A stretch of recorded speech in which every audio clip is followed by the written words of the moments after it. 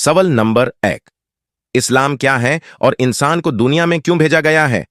जवाब: इस्लाम एक मुकम्मल दीन है जो इंसान को जिंदगी गुजारना सिखाता है। इस्लाम का मतलब है अल्लाह के हर हुक्म के आगे झुक जाना। अल्लाह ताला कुरान में फरमाता है, मैंने जिन्नत और इंसान को सिर्फ अपनी इबादत के लिए पैदा किया है। सूरह ज़रियत 56। इस आयत से पता चलता है कि इंसान का असल मकसद सिर्फ अल्लाह की इबादत करना, उसकी राज़ा हासिल करना और अपनी जिंदगी रसूल अल्लाह के बताए हुए तरीके पर गुजारना है। सवाल नंबर 2। ईमान क्या है और मोमिन की पहचान क्या होती है? जवाब: ईमान सिर्फ जुबान से कह देने का नाम नहीं, बल्कि दिल से यकीन और अमाल से साबित करने का नाम है। नबी करीम ने फरमाया, ईमान यह है कि तुम अल्लाह, उसके फरिश्तों, उसकी किताबों, उसके रसूलों, क़यामत के दिन और तकदीर पर ईमान लाओ। मुस्लिम। जो शख्स अल्लाह पर भरोसा करता है, मुश्किल वक्त में सब्र और आसानी में शुक्र करता है, वही सच्चा मोमिन होता है। सवाल नंबर 3। नमाज की अहमियत क्या है और नमाज छोड़ने का नुकसान क्या है? जवाब: नमाज इस्लाम का सुतून है।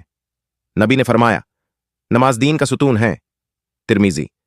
नमाज इंसान को बुराई और बेहयाई से रोकती है। क़यामत के दिन सबसे पहला सवाल नमाज के बारे में होगा। अगर नमाज ठीक हुई तो बाकी अमल भी ठीक होंगे। जो नमाज की पाबंदी करता है, अल्लाह उसकी जिंदगी में बरकत अता करता है। सवाल नंबर 4। सब्र और तवक्कुल का इस्लाम में क्या मकाम है? जवाब: सब्र और तवक्कुल मोमिन के सबसे बड़े हथियार हैं। अल्लाह कुरान में फरमाता है, अल्लाह सब्र करने वालों के साथ हैं। सूरह बकरा 153। जब इंसान मुश्किल वक्त में अल्लाह पर भरोसा करता है और सब्र से काम लेता है, तो अल्लाह उसके लिए ऐसे रास्ते खोलता है जहां से उसने सोचा भी नहीं होता। सवाल नंबर 5। दुआ क्या है और दुआ कब कबूल होती है? जवाब: दुआ इबादत का सार है। नबी ने फरमाया, दुआ ही इबादत है। अबू दाऊद। दुआ कबूल होने के लिए दिल का इखलास, हलाल रोजी और अल्लाह पर पूरा यकीन जरूरी है। अल्लाह फरमाता है, मुझसे दुआ करो, मैं तुम्हारी दुआ कबूल करूंगा। सूरह गफिर 60। कभी दुआ फौरन कबूल होती है, कभी वक्त के बाद और कभी अल्लाह उससे बेहतर चीज अता करता है।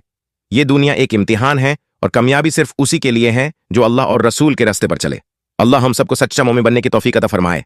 आमीन।